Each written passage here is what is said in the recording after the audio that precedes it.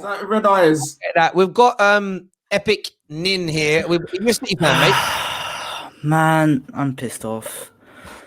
God. Again, Pep. Tell us, speak about it. Putting Sterling up front, he's shy at scoring. Man,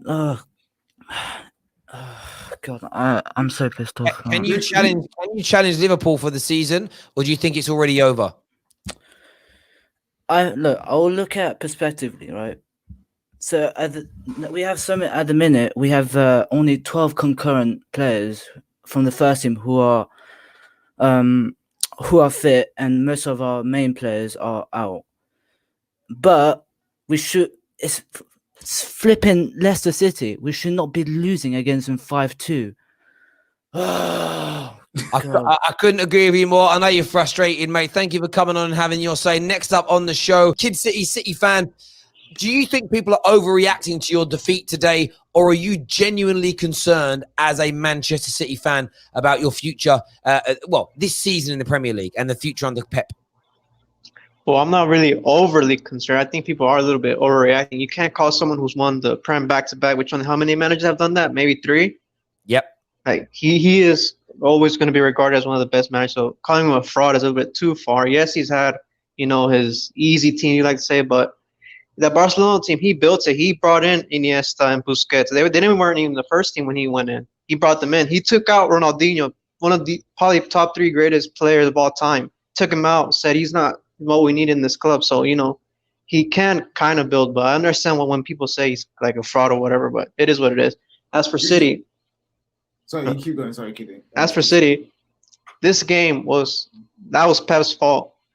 Like, for me personally, that his system, I don't know why he plays the same system over and over and over. Plan A, plan A, plan A. No, never a plan B or C. And he actually did change the system, but I don't know why. He actually played a 4-4-2. I've never seen City play a 4-4-2 except for this game, and that just made things worse. It's just going to make De Bruyne isolated in a 2-man midfield with Rodri next to him. He has no support behind him. So that was just a mistake.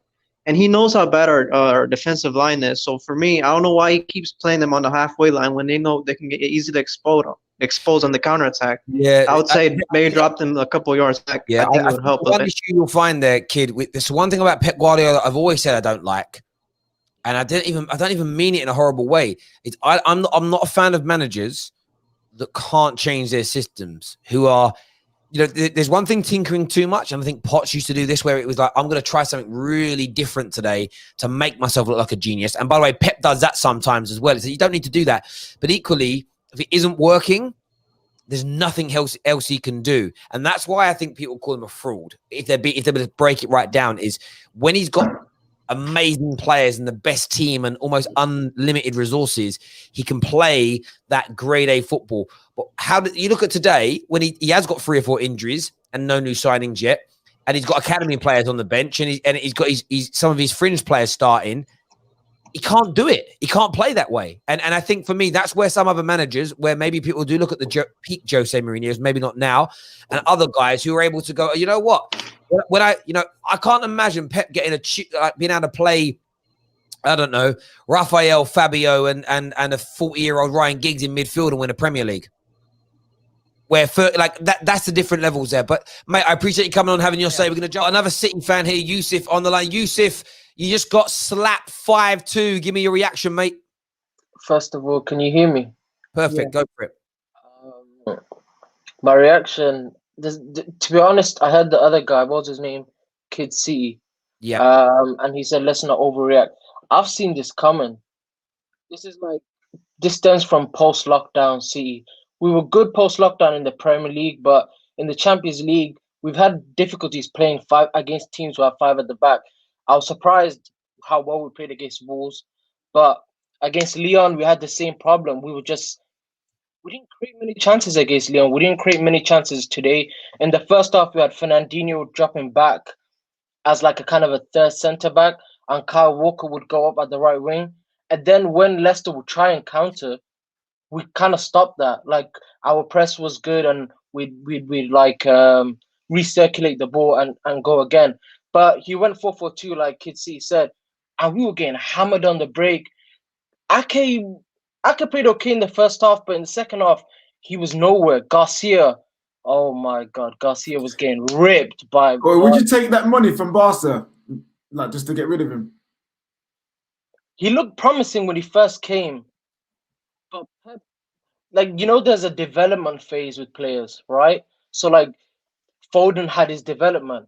The first season he played a few games. The second season he was playing more games. He just chucked Garcia in there because Stones was injured and wasn't looking up to it. Otamendi kind of went downhill, and Garcia's just getting bullied. He's small, he's weak, he's slow. He just gets bullied by other And players. wearing a bloody crash helmet today as well. The whole thing just got peaked, bruv. Like it's terrible. You need new players. There's no doubt about it. Ruben Diaz is coming in, but do you think you need more? Have you been underwhelmed? Considering you've got owners that are worth £1 trillion, have you been a bit underwhelmed with the lack of money you've spent? No, I don't think it's the money. The problem with us is we spend a lot of money, but it's not about how much we spend. It's about getting the right players. Like, you don't need to spend 70, 80, 90 Let me million. rephrase then. Have you been underwhelmed with your transfer activity?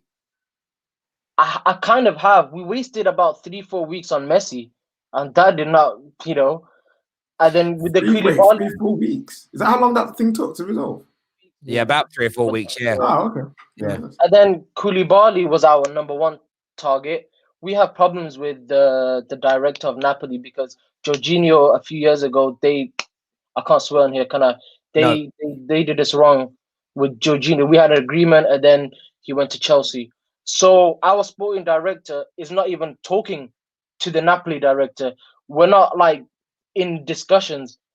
His agent, Koulibaly's agent, is the one that's doing the deal, and we're saying we're not going to spend the money, and they're like, well, you're going to have to because you're not getting him.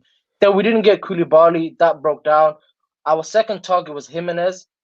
That didn't happen because he has a release clause of like 100 or something million. We don't want to pay that. Koundé was the third target, and he has a release clause, and we don't want to pay that. And then our fourth target now is Ruben Diaz, who I'm not really gassed about. I don't know. I haven't seen too much of him. I hear you completely. I think a lot of City fans think and feel like that. Mate, we appreciate you coming on, Yusuf, and having your say. Thank you, buddy.